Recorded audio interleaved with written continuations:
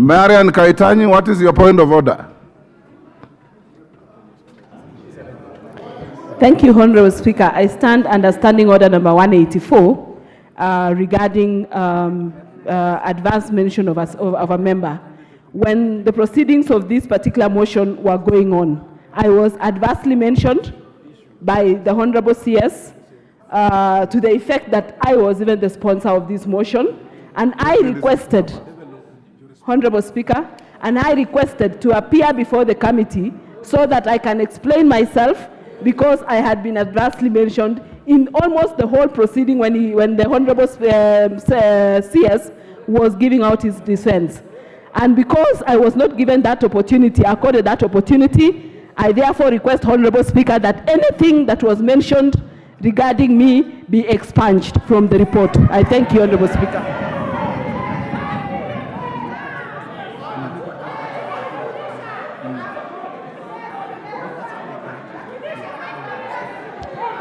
Thank you. Order, honorable members, order.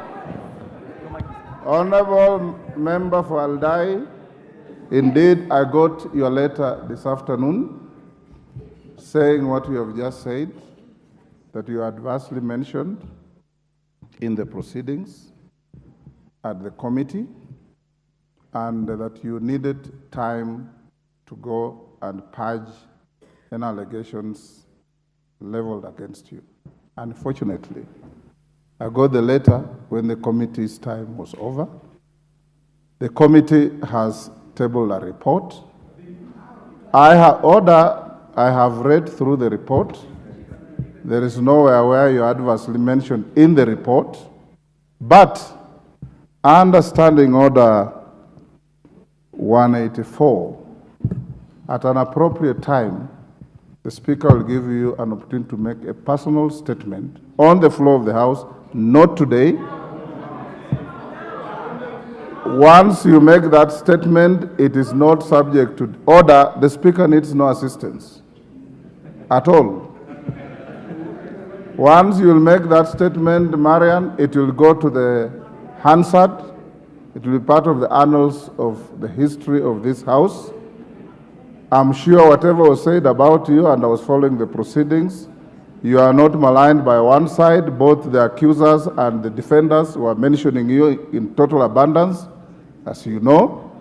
You will make that statement, it will go to the Hansard, it will go to the records, it will not be subject to any debate by anybody. But I'll give you the opportunity to purge all those allegations against you.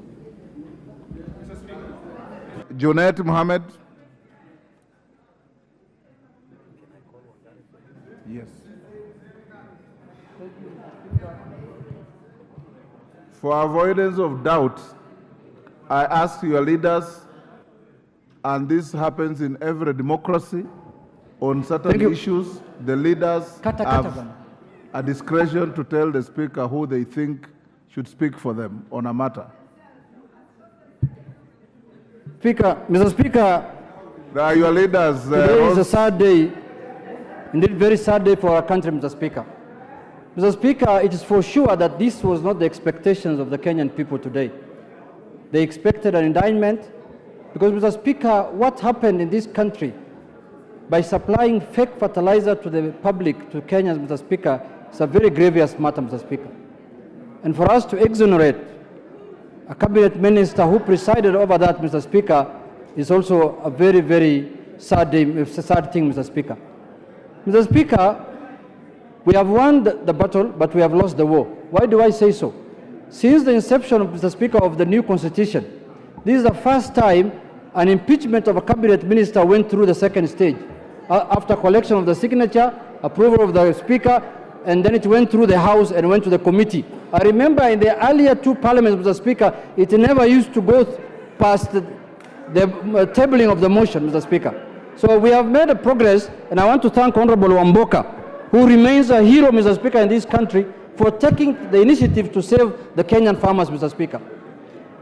If you watched, because the proceedings were live on TV, Mr. Speaker, what Honorable Linturi was talking about, instead of telling Kenyans how fake fertilizers found itself in the market, He talked about the famous episode, the soap opera of his love gone bad, Mr. Speaker, with the Honorable Kitany. Mr. Speaker, if we continue like this, then in the national holidays, when people are given honors, Mr. Speaker, we should add corruption as one of the honors that is awarded, Mr. Speaker. Corruption should now become a badge of honor in this country, Mr. Speaker. How can this House preside over a committee report that has turned the wheel of 49 members upside down, Mr. Speaker? And they know very well the mood of the House was that they want the minister impeached. Now, it is now the responsibility of the appointing authority to sack that minister as early as this afternoon, Mr. Speaker. Lastly, Mr. Speaker, if we were in mature democracy, this cabinet secretary will have resigned long time ago, Mr. Speaker. He will not have been in office by now.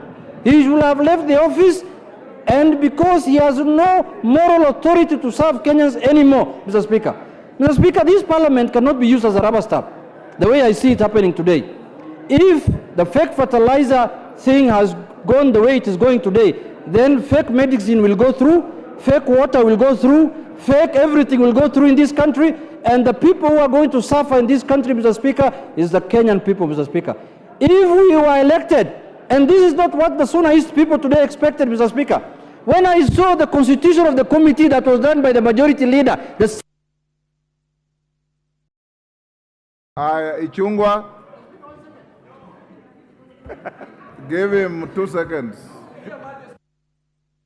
Mr. Speaker, when I saw the constitution of the committee that was done by the majority leader, the 7 members from his side, I knew this is an exercise in futility. I knew the matter is dead on. For the avoidance of doubt, Mr. Speaker, Kenyans must know that the 6 members of the Kenya Kwanza MPs in the team and their surrogates in Jubilee all voted to save the minister. It is only the 4 from Azimio who stood with Kenyan farmers. And so the farmers of Kenya must know who between Kenya Kwanza and Azimio are truly their friends. Mr. Speaker, it is good that Parliament spoke and spoke in a bipartisan manner. So we as a House have indicated, but the committee has failed to respect the House as a whole. In proper democracies, the vote by Parliament in itself should have invited resignation by the minister without even waiting for the committee to do its work. But we are not in a proper democracy under this regime. Mr. Speaker, what now must save farmers is the action by the president. The president can act and reflect the wishes of this House by the stroke of a pen. He does not need this House to resolve that issue. Mr. Speaker, secondly, it must be noted, and some members had questioned the wisdom of Article 152.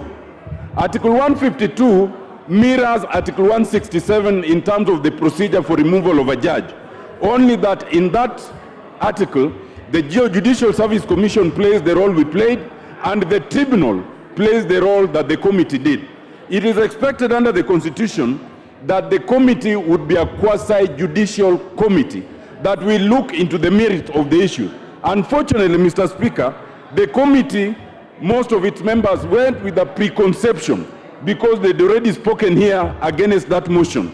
And instead of therefore exercising independence of mind, they went with a fixed thought. Mr. Speaker, we must learn a lesson. Number 1, we should not allow the majority leader to sabotage such a motion as he did in this case. Number 2, Mr. Speaker, the mover should be the one to suggest the names of those constituting the select committee. And more importantly, number 3, Mr. Speaker, we should ensure that the members are knowledgeable, they have integrity, and they are independent. Thank you, Mr. Speaker.